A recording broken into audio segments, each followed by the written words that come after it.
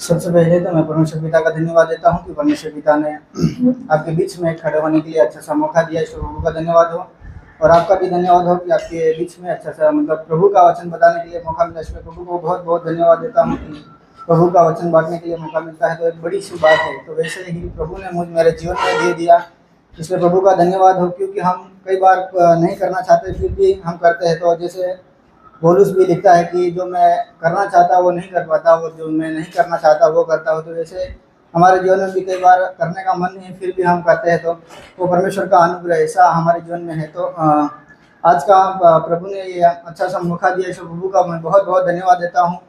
और मेरा गवाही भी आपने सबने बताया कि मेरा गवाही बाकी है। मेरा गवाही भी थोड़ा सा मतलब बताऊँ, मेरा पूरा नहीं लेकिन जो परमेश्वर ने जो मेरे जीवन में कामों किया है और मेरे घर परिवार के जीवन में कामों किया है, ईश्वर प्रभु का धन्यवाद हो कि मेरे घर परिवार को भी परमेश्वर ने संभाल के रखा है पिछले हफ्तों से। और हर कामों में हर बातों में जहाँ काम करने के लिए गए थे वहाँ से भी काम करके घर पे अब आए हैं।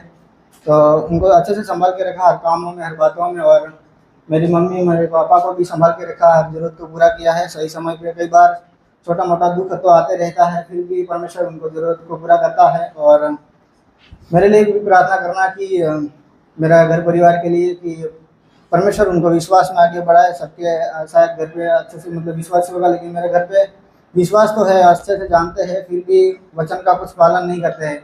मतलब सब कुछ जो बुराई था, जो मतलब खाने वाली चीज़ था वो पहले खाता था, वो सब कुछ छोड़ दिया। लेकिन जो आत्मिक जीवन में है वो अच्छे से जानते नहीं, इसलिए उनको पता नहीं। तो उनके लिए प्रार्थना करना कि परमेश्वर उनके जीवन में अद्भुत कार्य करे। और मेरी मम्मी के लिए प्रार्थना करना। ऐसे देखा जाए तो मेरे घर में जैसे मम्मी ही विश्वासी है करके मैं बोल सकता हूँ, क्योंकि मैंने बहुत बार देखा जब मैं विश्वास में नहीं था उसी समय हमेशा मम्मी हम मतलब प्रार्थना करने के लिए बोलती थी। और हमको मतलब मैं वचन नहीं पढ़ता था, ऐसे ही बाइबल लेके बैठता था, क्योंकि कुछ पता नहीं चलता था। ऐसे ही बैठने के लिए बोलता था, बैठ जाता था। और प्रार्थना जो करता था वो मैं ऐसे बीच बीच में देखते रहता था कि क्या प्रार्थना करेगा, लेकिन मुझे इसी समझ नहीं था।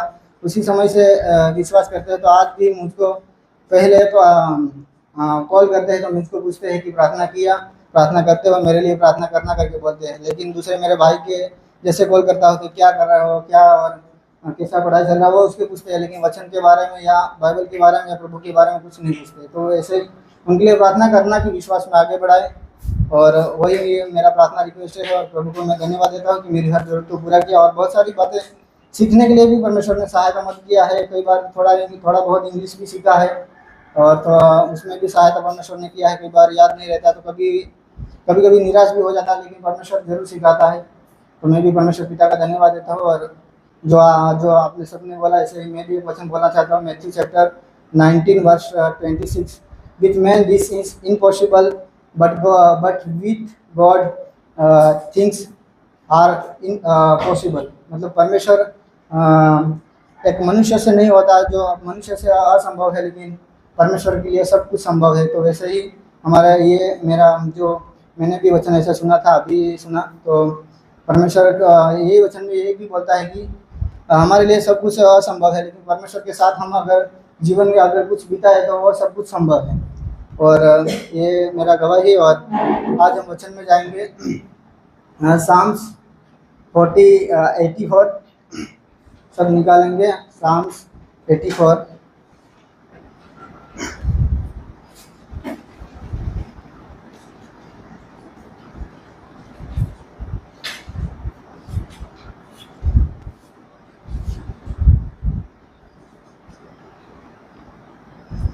शाम से 84 मैंने जब ऐसा सामने मतलब शाम को जब पढ़ रहा था, मैं एक उनकी वचन से पहले अध्याय से मैंने लिया था। बस ऐसे ही ऊपर ऊपर ऊपर ऐसे ही पढ़ते पढ़ते आ रहा था, बस ये नहीं देना ये नहीं देना।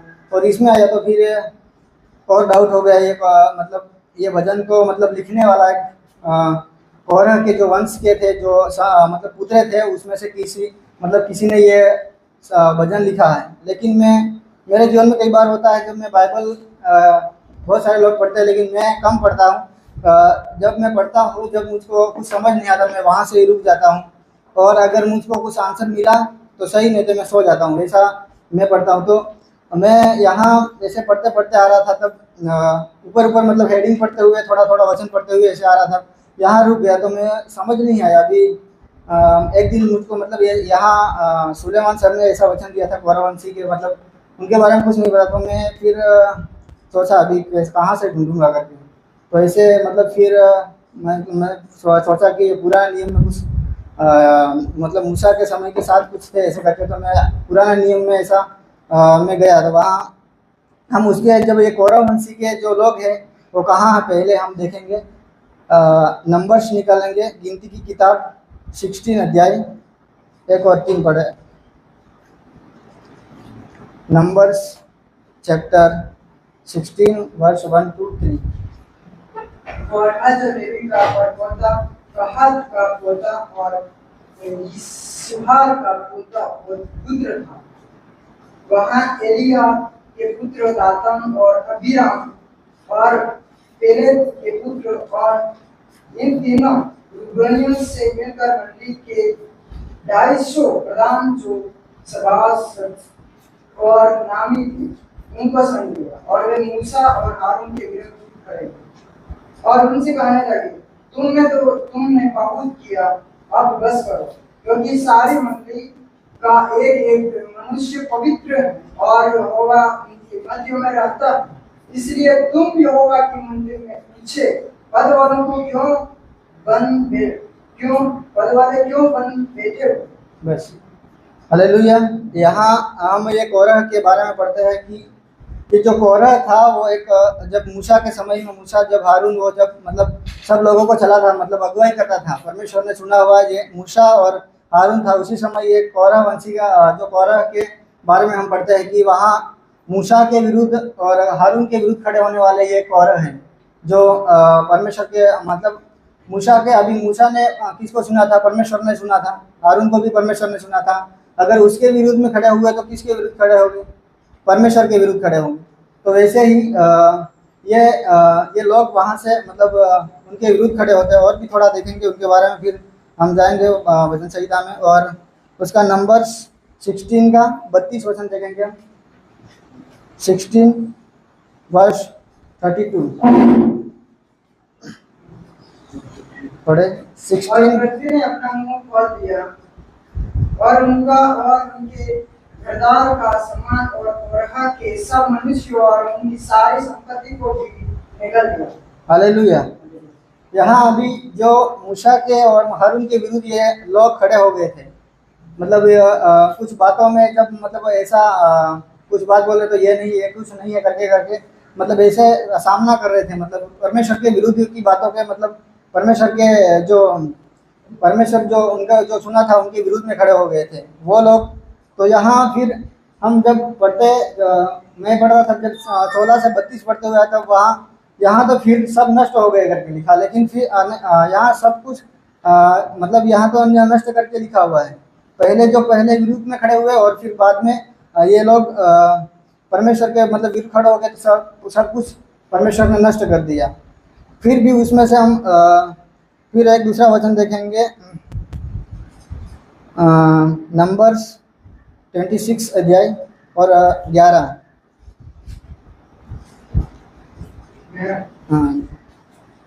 परंतु कोरह के पुत्र नहीं मरे थे। यहाँ अभी पहले हम जो पढ़ा नंबर 16 का 32 में कि वहाँ मर गए सब। लेकिन यहाँ फिर पढ़ते हैं कि वो जो कोरह के पुत्र नहीं मरे थे।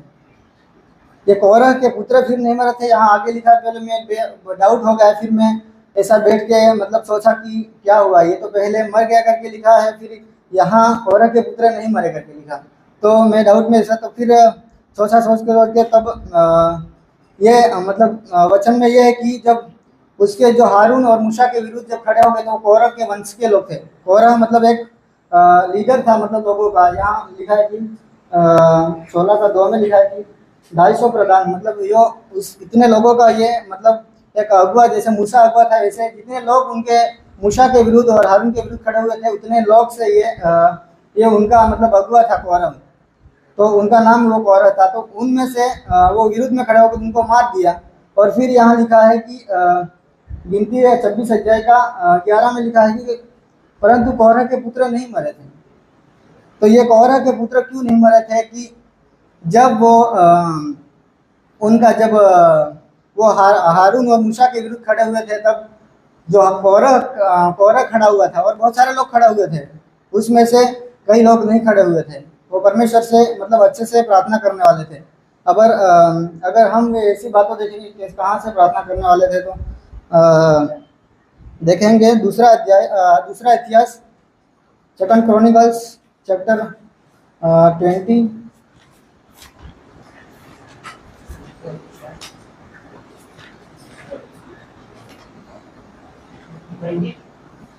20 वर्स 19।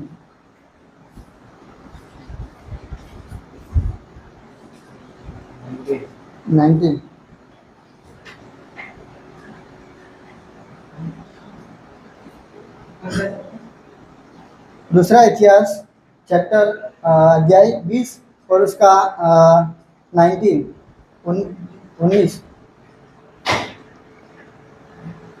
उसमें पढ़िए।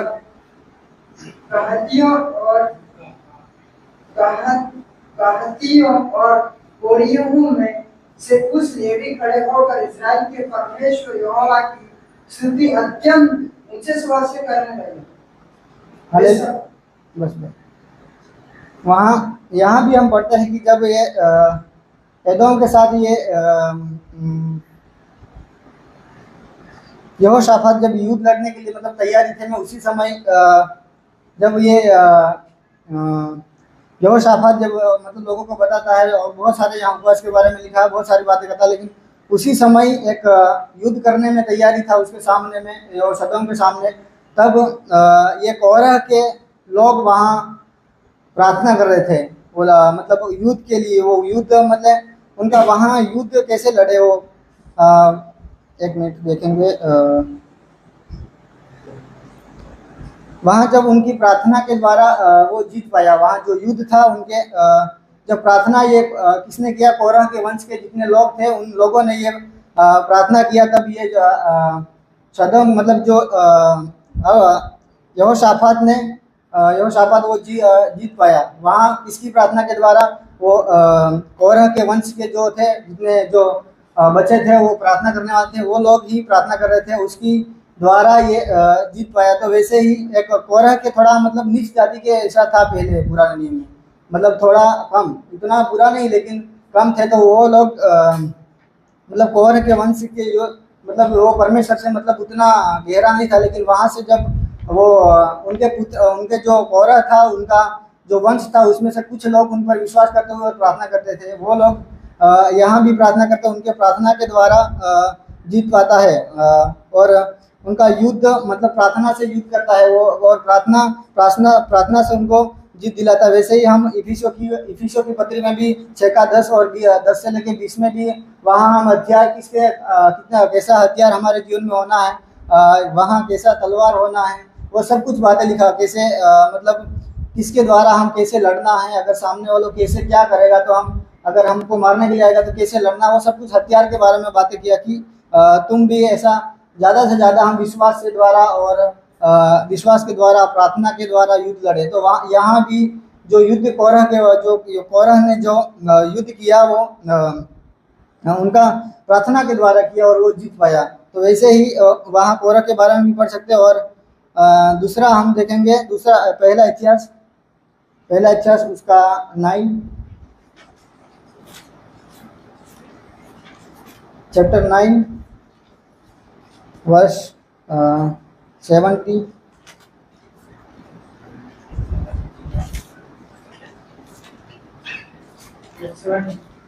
त्योहार वालों में से अपने अपने भाइयों सहित सलूम, अकूब, तलमोन और अहीमान, इन में से मुख्य तो सलूम था। और वहाँ अब तक पूर्व की ओर राजा के फाटक के पास द्वारपाली करता था। लेवियों की सामने के द्वार पर यही सलूम जो कोरे का पुत्र एव्यासार का पोता और कोरिया का परपोता था, और उसके भाई जो उसके मूल पुरुष के घराने के अर्थात कोरिये थे, वे इस काम के अधिकारी थे कि वे तंबू के द्वार पाल को उनके पुरखा तो यहोवा के सामने के अधिकारी और प्रवेश द्वार के रखवाले थे। आमीन। बस यहाँ भी परमेश्वर ने एक उनको काम दिया, वो जो परमेश्वर के विरुद्ध खड़े हुए उसमें से कई लोग ने जो विरुद्ध नहीं किया था, मूसा को विरुद्ध नहीं किया था, हारून को विरुद्ध नहीं किया था, उसमें से मतलब जो पहले ये थोड़ा नीच जाति के थे उसको भी परमेश्वर ने यहाँ जो सुलेमान का जो भवन है उसका मतलब फाटक का मतलब रखवाले का अधिकार दिया। वैसे ही वो नीच जाति का फिर भी उनको फाटक का अधिकार दिया। वैसे ही यहाँ भी हम ये कोरह के बारे में पढ़ते हैं। और दूसरा अधिकार भी हम देखेंगे पहले इतिहास 9 का 31 और 32। हाँ 31 और 32, 31, 32।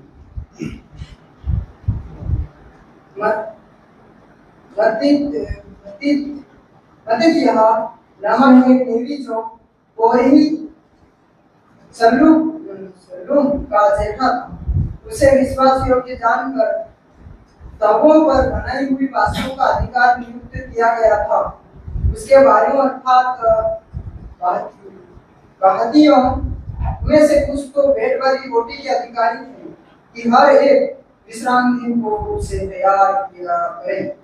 हालेलुया। यहाँ भी एक यहोवा ने उनको अधिकार दिया। वहाँ जो भवन में था उसी में जब ये यहाँ पढ़ते हैं कि मत्तिया नामक ने एक लेवी को कोरह की मल्लून का जेठा था, उससे विश्वास योग्य जानकर तवों का बनाई हुई वस्तुओं का अधिकार नियुक्त किया था। उसने भाइयों को अर्थात कहातियों में से कुछ को भेंट वाली रोटी के अधिकारी थे कि हर एक विश्राम को उसे तैयार करे। जो विश्राम दिन जो रोटी वो खाया करते थे, वो इसी बात को ये यहाँ देता है कि उसका भी अधिकार मतलब दिया था उन लोगों को कि वहाँ कुछ उसी दिन तैयारी करे। जब शायद वो उसी समय शायद कुछ दिन के बाद ऐसा कुछ मना थे वहाँ, तो वहाँ जब रोटी ऐसा कुछ करते थे तो वहाँ उसका बनाने का अधिकार भी वहाँ अधिकार था। वो एक कोरह का वंश का एक मनुष्य था जो मत्तिया नामक था। वो लेवी जो कोरह की मल्लूम का जेठा था, मतलब उसका जो जैसे शाम को जो उनका बड़ा बेटा था उसको मतलब अधिकार दिया था। वहाँ भी एक कोरह के बारे में पढ़ते हैं, वहाँ भी कोरह को अधिकार दिया। और पहला इतिहास उसका 9 का 32 पढ़ेंगे।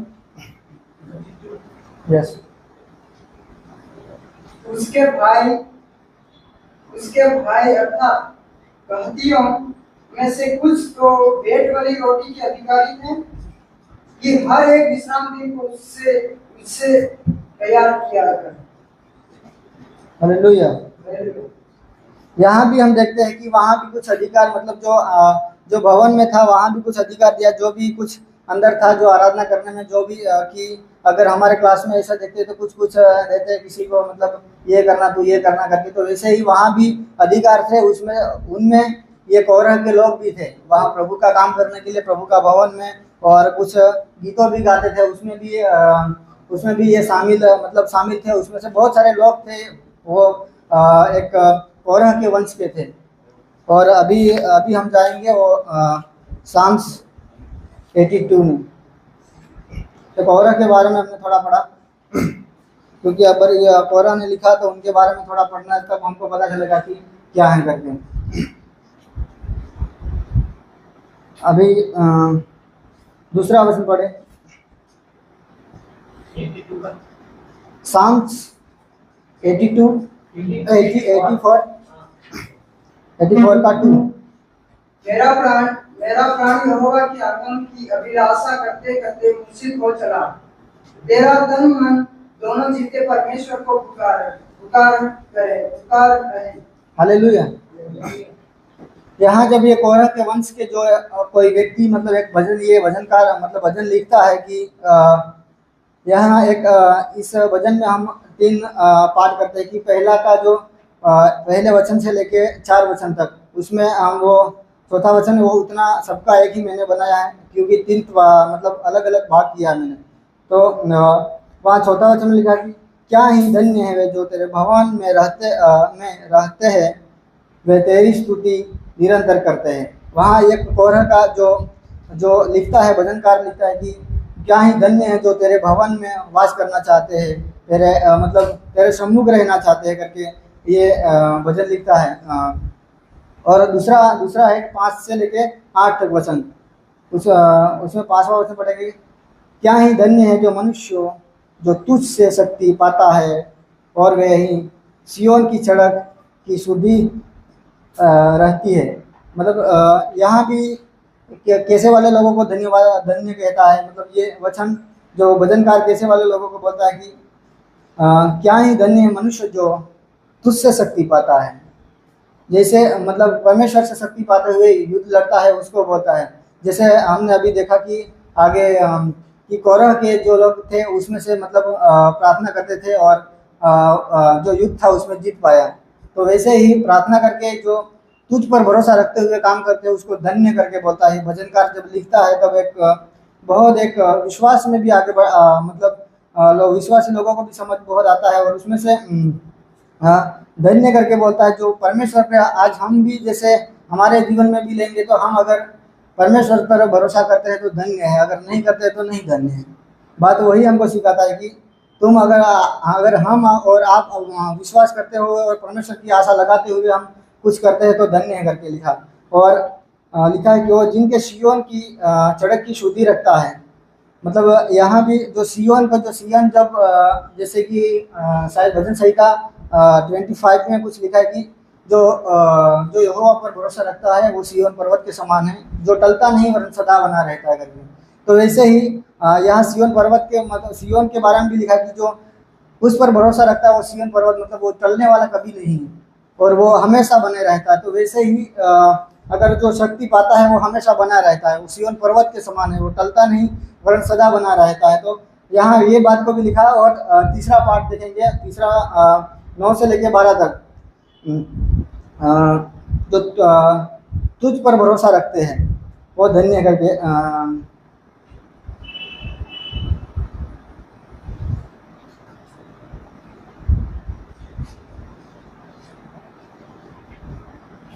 9 से लेकर हे परमेश्वर हे हमारी ढाल दुष्ट कर और अपनी अभिषिक्त का मुख देख, क्योंकि तेरे आंगनों में का एक दिन और कहीं के 1000 दिन के उत्तम हैं। यहाँ 10 में भी लिखता है कि तो अगर तुम्हारे मतलब परमेश्वर की मतलब परमेश्वर के अंदर जो भवन में जाकर प्रार्थना करना या अगर परमेश्वर की हुजूर में जीवन बिताना अगर एक दिन बीता है तो 1000 दिनों से भी उत्तम है करके लिखा है। जो 1000 दिन हम बिताते हैं उससे भी बहुत बढ़ करके यहाँ लिखा है।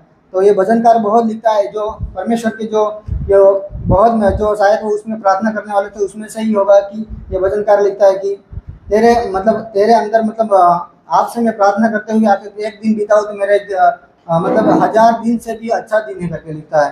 तो ऐसा एक दिन अगर आप में मतलब परमेश्वर के भवन में जाकर एक दिन बिताया तो एक 1000 दिनों से भी उत्तम है करके। तो बहुत अच्छा जैसे कि भजन संहिता 63 में दाऊद बोलता है कि अगर मर गया तो कोई बात नहीं, अगर कुछ भी हो गया। जब उनका शायद वो अबशालोम जब उनको मारने के लिए जब पीछे पड़ते हैं उसी समय ये दाऊद वो 63 भजन में लिखता है कि अगर मैं मर गया, अगर कुछ भी हो गया, मुझको खाना नहीं मिल गया कोई बात नहीं, लेकिन तेरा अनुग्रह मुझसे कहीं नहीं जाना करके लिखता है। क्योंकि अगर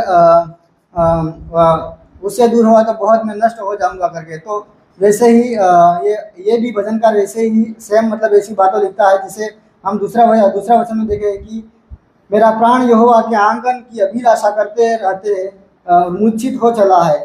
मेरा तन मन दोनों जीविते परमेश्वर को पुकारते रहे। मतलब यहाँ जब भजनकार लिखता है तो वो बोलता है कि मेरा तन मेरा मन सब कुछ तुझको पुकारता है करके। और एक और दूसरा भी भजन 42 शायद 42 निकाले। हाँ, यहाँ भी भजन 42 में बोलता है कि वहाँ भी एक कौरह के वंश के जो लिखता है जब मुश्किल के समय में ये बात बताता है, जैसी हिरनी नदी के जल के लिए हाँफती है वैसे ही हे परमेश्वर मैं तेरे लिए हाँफता हूँ। यहाँ भी ये भजनकार बोलता है, वही भजनकार जो लिखता है वही उसमें से ही ये है कि मैं तेरे लिए, मतलब जैसे हिरनी जब पानी के लिए जब उनको प्यास लगती है तब जैसे वो पानी का ढूंढते हैं, वैसे मैं भी हूँ तेरी उनको तुझको मैं ढूंढता हूँ करके। जिस प्रकार से हमने कहा गर्मी के दिनों में अगर हम बहुत थके हुए कुछ बातों में आते हैं और कई बार हमको ऐसा लगता है कि अगर जो ठंडा पानी मिल जाता तो जी में जी आ जाता करके, तो वैसे ही यहाँ भजनकार लिखता है कि जैसे हिरनी मतलब नदी के जल के लिए मतलब हाँफती है, मतलब उसको ढूंढती है, वैसे आपको मैं, मतलब आपको मैं ढूंढता हूँ और मैं आपका प्यासा हूँ करके वह लिखता है। मैं कब जाकर परमेश्वर को अपना मुंह दिखाऊंगा। तो यहाँ भी वो कोरह के जो है वो लिखता है, जैसे कि यहाँ भजन 42 से लेके 49 तक ये कोरह के वंश के जो लोग हैं वो लिखते हैं। और भजन संहिता 63 निकालेंगे दाऊद। यहाँ में 63 का पहले में लिखा है, हे परमेश्वर तू मेरा परमेश्वर है, मैं तुझसे यत्न से ढूंढूंगा। सूखी और निर्जल ऊसर भूमि पर मेरा मन तेरा प्यासा है, मेरे शरीर अति अभिलाषी है। यहाँ भी ये दाऊद लिखता है, ये सेम ऐसा हम देखते हैं तो सेम वचन जैसा लगता है, लेकिन वो लिखने वाला अलग है, ये भी लिखने वाला अलग है। तो वैसे यहाँ भी लिखता है कि सूखी भूमि, जैसे अगर भूमि सूख गया है तो वो पानी के लिए तरसती है, वैसे मैं भी तरस रहा हूँ करके लिखा है। तो ये दोनों वचन हम अच्छे से मतलब समझ सकते हैं कि यहाँ लिखा है कि जैसे हिरनी पानी के लिए तरसती है, मतलब हाँफती है, वैसे मैं भी हाँफता हूँ आपके लिए करके। तो यहाँ भी और भजन संहिता 63 में भी हम दाऊद की, जो दाऊद ने भजन लिखा उसमें भी लिखता है कि जैसे सूखी भूमि जब पानी के लिए जब तरसती है, वैसे मैं भी प्यासा हूँ करके। और 63 में और 63 का 3 हम पढ़ेंगे, क्योंकि तेरी करुणा जीवन से भी उत्तम है, मैं तेरी प्रशंसा करूंगा। इसी प्रकार से मैं जीवन भर तुझे धन्य कहता रहूंगा और तेरा नाम लेकर अपने हाथ उठाऊंगा। यहाँ भी बोलता है कि तेरी करुणा जीवन से भी उत्तम है। जीवन से उत्तम मतलब बात यह है कि जीवन, अगर जीवन चला जाएगा तो कोई मतलब नहीं है, लेकिन आपका अनुग्रह बहुत मतलब जरूरी है करके, क्योंकि हमारे जीवन से कुछ लाभ नहीं, लेकिन उनका अनुग्रह है तो लाभ है। तो इसीलिए यहाँ दाऊद बोलता है कि मेरे जीवन से भी तेरा अनुग्रह उत्तम है करके। अगर तेरा अनुग्रह या तेरा जो बुलाहट या तेरा हाथ मुझसे चला गया तो मेरा जीवन नष्ट हो जाएगा करके दुख के समय में ये दाऊद भी लिखता है। तो वैसे समय में भजन 42 में भी ये कोरह के वंश के लिखता है। और दूसरा में लिखा है 42 का 2 में, जीवते ईश्वर का हा परमेश्वर का मैं प्यासा हूँ, मैं कब जाकर परमेश्वर को अपना मुंह दिखाऊंगा। मतलब जीवते परमेश्वर को करके ये यहाँ बोल रहा है। जब उनको जब ये कोरह के वंश के जो उनका जो कोरह था, उनको मतलब ये सब लोग नष्ट हो गए, उनको शायद देखा होगा, वहाँ से उनको पता चला होगा कि परमेश्वर के विरुद्ध में करने का एक, वो वहाँ से शायद पता चला होगा कि ये जीवित परमेश्वर है, क्योंकि उनका जो पीढ़ी था, मतलब उनमें से जो मर गए थे उनमें से ये जीवित है। वो ही भजनकार शायद वो लिखता है कि तू जीवित है करके। तो इसीलिए शायद वहाँ बहुत सारे लोगों को, मतलब वहाँ से मर गए, उसमें से कुछ लोग, कितने लोग जिए वो पता नहीं, लेकिन कितने लोग विश्वास करते थे वो पता नहीं, लेकिन उसमें से उसकी वंश के ही थे वो परमेश्वर के विरुद्ध में खड़े नहीं हुए थे। उनका शायद वो लीडर था, वो शायद खड़े हो गए, बहुत सारे लोग उनके जो मूसा के विरुद्ध और हारून के विरुद्ध खड़े हो, लेकिन उसमें से कुछ लोग नहीं विरुद्ध हुए। अभी जैसे कि हम भी यहाँ पे देखते हैं कि अगर किसी के विरुद्ध में बहुत सारे लोग खड़े हो जाते हैं, लेकिन उसमें से कई लोग कुछ नहीं करना चाहते, उनको पता है कि परमेश्वर है करके, और जीवित परमेश्वर वही भजनकार यहाँ लिखता है। और हमने जो जैसे कि अभी 3 बातों हमने देखा कि 3 भाग किया था हमने पहले से। एक Psalms 84 का 1 से लेकर 4 तक, धन्य है जो जो भवन में वास करना चाहते हैं, मतलब परमेश्वर की आराधना स्तुति करना चाहता है, वो धन्य है करके। जो उनकी वे तेरी स्तुति निरंतर करते रहेंगे, उनको मतलब धन्य बोल रहा है। तो अगर हमारा हमको भी धन्य बोलना है, तो हम अगर निरंतर परमेश्वर को प्रार्थना और निरंतर उनके काम में, उनके आराधना में हम वास करते रहेंगे, तो हम भी एक धन्य के समान हम भी बोल सकते हैं। और उसमें से और 5 से लेके 8 तक एक ग्रुप बना था कि तुझसे जो शक्ति पाते हैं, शक्ति मतलब जो उससे शक्ति पाता है वो अगर वो कितना भी मुसीबत आ जाएगा तो वो लड़ने के लिए तैयार है। वो जो परमेश्वर से जो शक्ति पाता है वो मतलब शक्ति जैसे कि अगर कोई मतलब ऐसा नहीं कि तलवार लेके आना या बंदूक लेकर परमेश्वर देगा ऐसा किसी को मार देना, वो शक्ति नहीं। लेकिन जो परमेश्वर का जो शक्ति है, जैसे हमने वो इफिसियों की पत्री से अध्याय में हमने देखा कि 10 का 20 में कि वो अच्छे से वहाँ हथियार के बारे में बताया कि हमारा हथियार क्या है, हमारा बातों मतलब हमारा विश्वास होना जरूरी है, वो हमारा एक हथियार है। हम प्रार्थना करते हैं वो हमारा हथियार है। तो वैसे बहुत सारा वहाँ हथियार के बारे में वहाँ ऐसा एक विश्वास के द्वारा एक तलवार बनाए रखो। मतलब ऐसा नहीं कि सही सही वो तलवार को काटने वाली वो लाके आए, वो काट डालेगा, लेकिन एक दिन हम जब हम सबका न्याय होगा तब कुछ फायदा नहीं होगा। अगर हमको भी काट दिया तो हमारे लिए फायदा होगा, क्योंकि हम परमेश्वर से प्रार्थना करने वाले हैं। अगर प्रार्थना जैसे कोरह से प्रार्थना से वो युद्ध को मतलब जीत दिलाया, तो वो सिर्फ प्रार्थना ही किया, वो वहाँ से ही ऐसे लोग जो सामने वाले थे वो लोग ऐसे ही डर गए, तो वैसे ही डर के भाग गए, तो समझ लो जीत गया। अभी जितना जो अगर हम कहीं लड़ाई के लिए जाता और हमसे डर जाता तो समझ लेना कि हम जीत गए। तो वैसे ही वहाँ भी परमेश्वर ने ऐसा अद्भुत कार्य किया।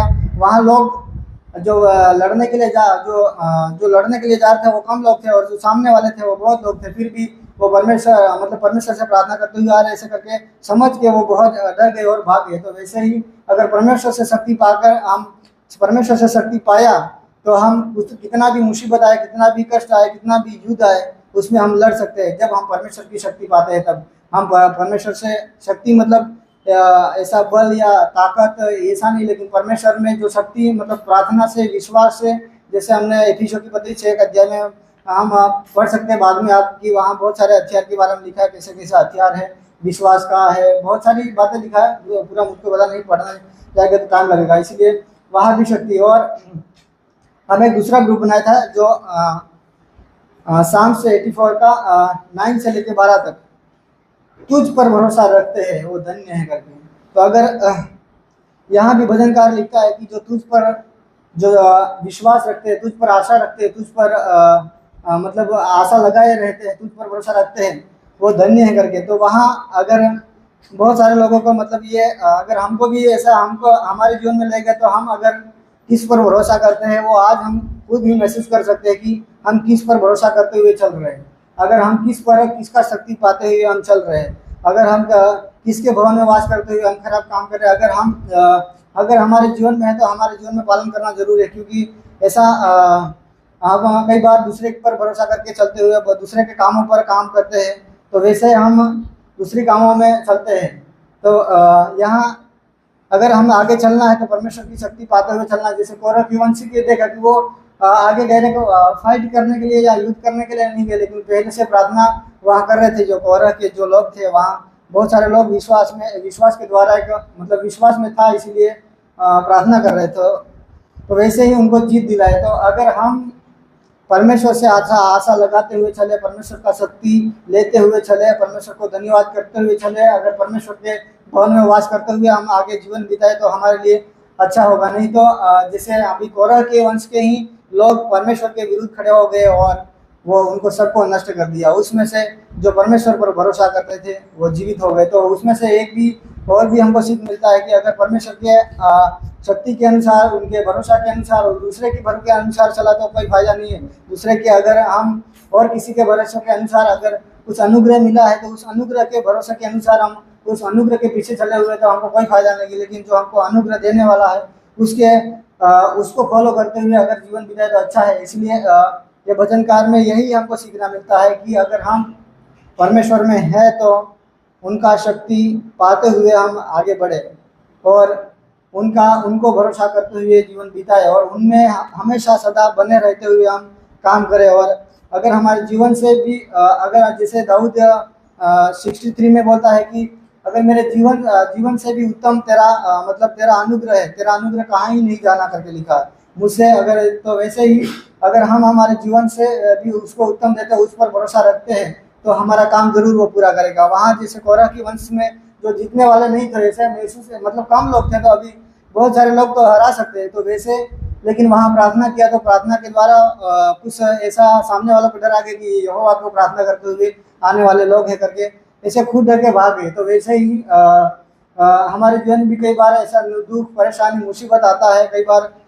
दुख होता है कि अगर ऐसा हो तो मेरे जीवन में क्या होगा, और मैं तो ऐसा गरीब हूँ, मेरे जीवन में ऐसा है, तो परमेश्वर जरूर मदद करेगा। लेकिन उसमें ये 3 बात यही है कि पहले हमने Psalms 84 में देखा कि 1 से लेकर 4 में कि परमेश्वर के जीवन, परमेश्वर के हुजूरी में हमेशा बैठे रहना है, परमेश्वर के कामों में हमेशा लगातार रहना है। और दूसरा 5 से लेकर 8 में हम एक ग्रुप बनाया तो उससे मतलब परमेश्वर से शक्ति पाते हुए आगे जीवन बिताना है। और तीसरा है कि परमेश्वर पर भरोसा रखते हुए चलना है। तो वैसे ही हम 3 बात सीखे तो परमेश्वर हमारे जीवन में ये जरूर बातें आने वाले दिनों में जीवन बिताते हुए, उन पर भरोसा करते हुए, उनका शक्ति पाते हुए हम आगे जीवन बिताएगा। और परमेश्वर हर बातों में हमको अगुवाई दे दे। जैसे बहुत सारे लोगों को यहाँ हमको मतलब लोगों को अगुवाई दी और लोगों ने काम किया और लोगों बहुत आगे बढ़ते चले, जैसे परमेश्वर की शक्ति के द्वारा आगे बढ़े। और अगर हम देखते हैं कि परमेश्वर का अगर शक्ति के द्वारा, हम पुराने नियम में देखते हैं परमेश्वर का शक्ति के द्वारा अगर कोई आगे बढ़ा है तो वहाँ ही गिर गया है, वो हम देखते हैं बहुत सारे। अगर परमेश्वर के जो जैसे सुलेमान के जीवन में भी हम देख सकते हैं, परमेश्वर के जब बुद्धि दिया था वो उनके मतलब परमेश्वर का अनुग्रह, परमेश्वर का बुद्धि और परमेश्वर का ज्ञान पाते हुए और उन पर भरोसा करते हुए चला, तब बहुत कुछ काम किया। लेकिन जब वो गिर गया, जब बहुत सारी पत्नियां किया और वो मूर्ति पूजा में लग गया, तब से उनका जीवन नष्ट हो गया। तो वैसे ही हम देखते हैं, तो हम हमेशा परमेश्वर से भरोसा करते हुए परमेश्वर का शक्ति पाते हुए हम आगे जीवन बिताए और इस वचनों के द्वारा आपको सबको आशीष दे। आमीन।